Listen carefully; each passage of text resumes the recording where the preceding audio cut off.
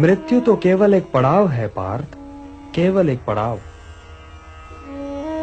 सांस का अंत पवन का अंत नहीं है। यूं समझो पार्थ कि प्राणी तो पहले बालक होता है, फिर वो बालक युवा हो जाता है, फिर वो युवा वृद्ध और फिर मृत्यु। किंतु ये यात्रा तो शरीर की है। आत्मा तो इससे भी आगे जाता है। वो एक शरीर को त्याग कर कोई और शरीर धारण कर लेता है। इसलिए जो यात्रा मृत्यु पर समाप्त हो जाए वो तो केवल शरीर की यात्रा है पार्थ, केवल शरीर की यात्रा है। न जायते म्रियते वा कदाचित नायं भूत्वा भविता वा न भूयः अजो नित्यः शाश्वतोऽयं पुराणो न हन्यते हन्यमाने शरीरे।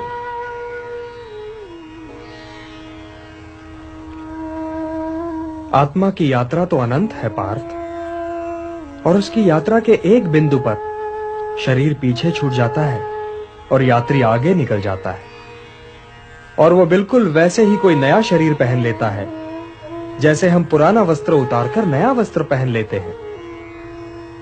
वासांसि जीर्णानि यथा विहाय नवानि गृह्णाति नरोपराणि तथा शरीराणि विहाय जीर्णानि अन्यानि संयाति नवानि देहि।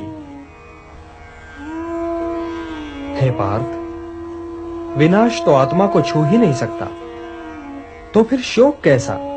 और किसके विनाश का? क्या वस्त्र के विनाश का? किंतु वस्त्र तो अमर नहीं होता, वो तो त्यागे जाने के लिए ही होता है।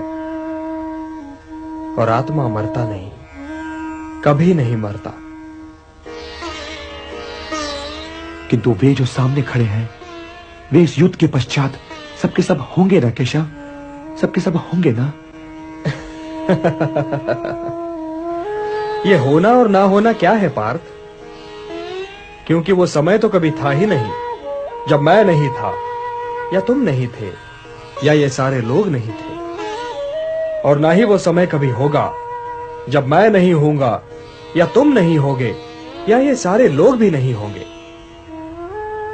तो फिर तुम ये किस भ्रम में पड़ रहे हो पार्थ कि वर्तमान जीवन ही संपूर्ण जीवन है?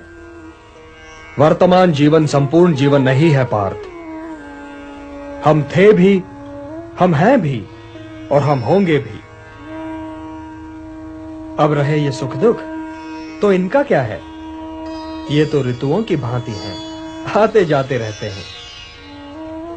हे कुंती पुत्र, जो सुख और दुख दोनों ही को समान समझे और उनसे प्रभावित हुए बिना ही उन्हें झेल जाए, वही स्थित प्रज्ञ है और वही मोक्ष का अधिकारी भी है।